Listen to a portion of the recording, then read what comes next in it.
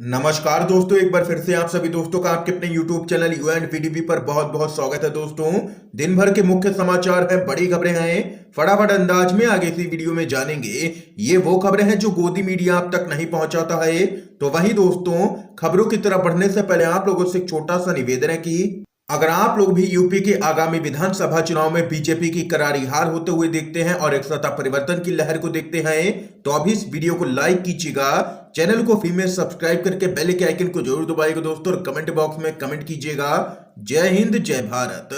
दरअसल दोस्तों, पहली बड़ी अपडेट आप लोगों को बताते चले, 5 राज्यों का विधानसभा चुनाव का सर्वे। जी हां दोस्तों, आप लोगों को बताते चले 2022 में उत्तर प्रदेश, उत्तराखंड, मणिपुर, गोवा और पंजाब के अंदर विधानसभा का चुनाव होना है, जिसको लेकर के सबसे सटीक सर्वे सामने निकल के आया है और सर्वे के नतीजे काफी यहां पर चौंकाने वाले हैं। ये गोदी मीडिया का सर्वे नहीं है, आप लोगों को एक एक करके आंकड़े बताएंगे। जहां पर दोस्तों सबसे पहले राज्य बताते हैं उत्तराखंड।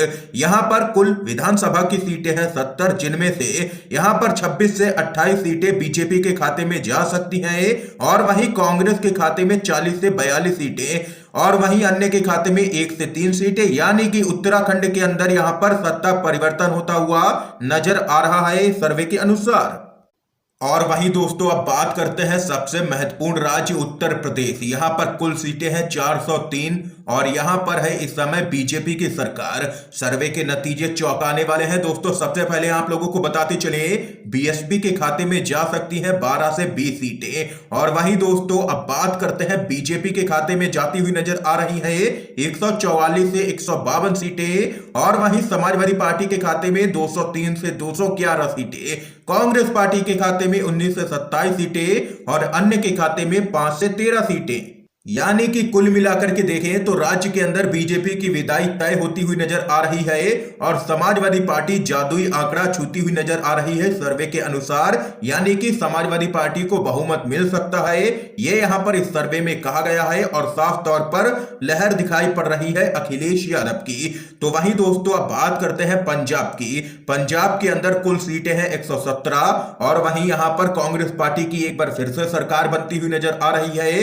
कांग्रेस पार्टी के खाते में 68 से 70 सीटें जा सकती हैं और वहीं आम आदमी पार्टी यहां पर अच्छा प्रदर्शन करती हुई नजर आ रही है, 26 से 28 सीटें और वहीं शिरोमणि अकाली दल के खाते में 13 से 15 सीटें और बीजेपी गठबंधन को यहां पर 4 से 6 सीटें मिलती हुई नजर आ रही हैं, जबकि अन्य के खाते में 1 से 3 सीटें जा सकती हैं। और वहीं दोस्तों अब बात करते हैं गोवा की।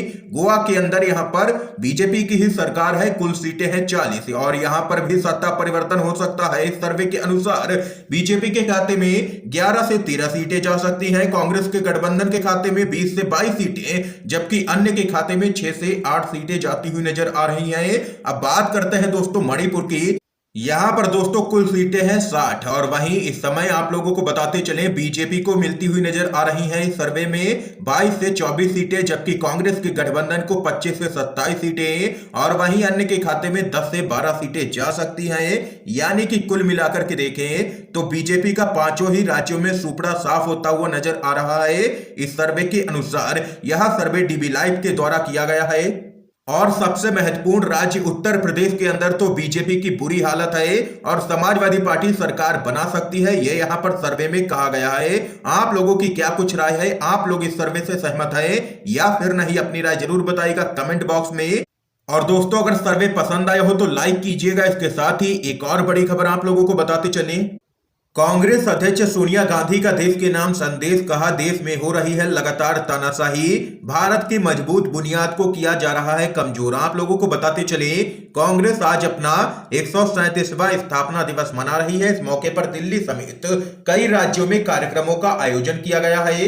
राजधानी दिल्ली में स्थित कांग्रेस के मुख्यालय पर भी कार्यक्रम हुआ, जहां पर कांग्रेस अध्यक्ष सोनिया गांधी ने झंडा फहराया है। इस दौरान वहां पर राहुल गांधी, प्रियंका गांधी समेत कांग्रेस पार्टी के कई वरिष्ठ नेता मौजूद रहे। और वहीं इस दौरान यहां पर सोनिया गांधी ने कहा है कि आज भारत के मजबूत बुनियाद को कमजोर करने की हर संभव कोशिश की जा रही है, इतिहास को झुठलाया जा रहा है, हमारी गंगा जमुनी संस्कृति को मिटाने की कोशिश हो रही है, देश का आम नागरिक असुरक्षित और भयभीत महसूस कर रहा है, लोकतंत्र व संविधान को दरकिनार किया जा रहा है और तानाशाही लगातार की जा रही है। ऐसे में कांग्रेस पार्टी चुप नहीं बैठेगी। और वहीं इसके साथ ही सोनिया गांधी ने आगे कहा है कि देश की विरासत को कांग्रेस किसी को भी नष्ट करने की इजाजत नहीं देगी, कांग्रेस पार्टी संघर्ष करेगी। ये यहां पर सोनिया गांधी ने सीधे तौर पर केंद्र की मोदी सरकार को निशाने पर लिया है और तानाशाही करने का आरोप लगाया है। इसके साथ ही एक और बड़ी खबर बताते चलें, यूपी समेत 5 राज्यों के विधानसभा चुनाव टाले जाएंगे क्या? जनवरी में फैसला लेगा चुनाव आयोग। आप लोगों को बताते चलें, अगले साल यूपी समेत 5 राज्यों में विधानसभा के लिए चुनाव होने हैं। इस बीच कोरोना के नए वेरिएंट ओमाइक्रॉन देश में तेजी से पांव पसारने लगा है। इसी को देखते हुए चुनाव को टालने की बात सामने निकल के आ रही है। इसी के सिलसिले में चुनाव आयोग ने स्वास्थ्य विभाग के अधिकारियों के साथ एक अहम बैठक की। इस बैठक में 5 राज्यों उत्तर प्रदेश, उत्तराखंड, गोवा, पंजाब और मणिपुर में कोरोना और ओमाइक्रॉन के बढ़ते मामलों पर चर्चा की गई है। और वहीं खबर है कि इस बैठक में चुनाव टालने को लेकर के कोई फैसला नहीं किया गया है। अब जनवरी 2022 में विधानसभा चुनावों को लेकर के स्वास्थ्य विभाग के अधिकारी और चुनाव आयोग एक बार फिर से बैठक करेंगे और इस बैठक में तय किया जाएगा कि चुनाव करवाए जाएं या फिर कुछ समय के लिए टाल दिए जाएं। इसके साथ ही एक और बड़ी खबर बताते चलें, जीतन राम मांझी की पार्टी ने दी है नीतीश सरकार गिराने की धमकी। कहा 4 विधायक हट जाएं तो राम राम जपना पड़ेगा मंत्रियों को। आप लोगों को बताते चलें, बिहार के पूर्व मुख्यमंत्री जीतन राम मांझी की पार्टी हिंदुस्तानी आवाम मोर्चा ने यहां पर एनडीए को निशाने पर लिया है। पार्टी के प्रवक्ता दानिश रिजवान ने मंत्री के बयान पर सरकार गिराने तक की बात कह दी है और एनडीए पर हमला किया है। आप लोगों को बताते चले, प्रवक्ता दानिश रिजवान ने कहा है कि नीरज सिंह बबलू कौन होते हैं जीतन राम मांझी को कुछ सलाह देने वाले। और इस दौरान उन्होंने यहां भी कहा है कि अगर हम अपनी पार्टी के 4 विधायकों को हटा लें तो एनडीए के ये नेता सड़क पर आकर के राम राम जपने लगेंगे। दरअसल दोस्तों आप लोगों को बताते चले, नीतीश सरकार में मंत्री नीरज कुमार सिंह बबलू ने जीतन राम मांझी को राजनीति से संन्यास लेकर के राम राम जपने की सलाह दी थी, जिसके बाद यहां पर हिंदुस्तानी आवाम मोर्चा ने यहां पर एनडीए को खुली धमकी दे दी है सरकार गिराने की। इसके साथ ही एक और बड़ी खबर बताते चले, अखिलेश यादव ने सीएम योगी पर साधा है निशाना। कहा जिन्हें नौकरी दी है उनकी होर्डिंग्स क्यों नहीं लगवा देते। आप लोगों को दोस्तों बताते चले, समाजवादी पार्टी के मुखिया अखिलेश यादव ने योगी आदित्यनाथ पर निशाना साधा है। ट्वीट कर अखिलेश यादव ने 69,000 शिक्षक भर्ती का मसला उठाया और कहा कि मुख्यमंत्री जी मंच से नौकरी रोजगार के झूठे आंकड़े दे रहे हैं, जबकि सच्चे बेरोजगार उनके द्वार पर शासन प्रशासन की हिंसा का शिकार हो रहे हैं। बात बात में होर्डिंग लगवाने वाले मुख्यमंत्री जी उनके होर्डिंग क्यों नहीं लगवा देते जिनको नौकरी उन्होंने यहां पर दी है।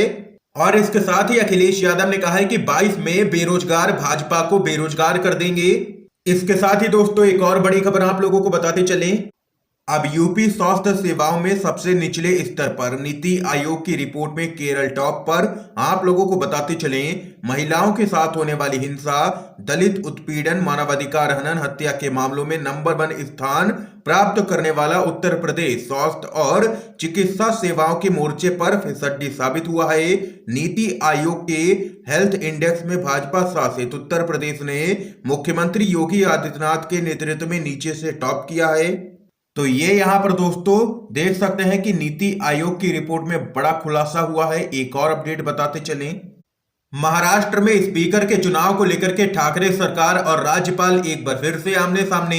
महाराष्ट्र में विधानसभा स्पीकर के चुनाव को लेकर के उद्धव ठाकरे सरकार और राज्यपाल भगत सिंह कोश्यारी में एक बार फिर से ठन गई है। महाराष्ट्र सरकार ने राज्यपाल को स्पीकर के चुनाव के लिए एक प्रस्ताव भेजा था, लेकिन राज्यपाल भगत सिंह कोश्यारी ने प्रस्ताव यह कहकर के खारिज कर दिया कि सरकार ने बगैर उनकी अनुमति के नियमों में बदलाव किया है। दरअसल दोस्तों महाराष्ट्र सरकार ने स्पीकर के चुनाव के लिए वोटिंग की प्रक्रिया में बदलाव किया था, जिसके बाद राज्य सरकार और राज्यपाल भगत सिंह कोश्यारी एक बार फिर से आमने सामने आ गए हैं और टकराव की स्थिति उत्पन्न हो गई है। ये यहाँ पर इस समय की आज की सभी बड़ी खबरें थी जो हमने आप लोगों तक दोस्तों पहुंचाई है UNVDB के माध्यम से। अगर आप लोगों को ये वीडियो पसंद आया हो तो इस वीडियो को लाइक कीजिएगा, ज्यादा से ज्यादा इस वीडियो को शेयर कीजिएगा ताकि आप सभी के दोस्त भी मुख्य समाचारों को जान सकें। वीडियो देखने के लिए दोस्तों आप सभी का बहुत बहुत धन्यवाद।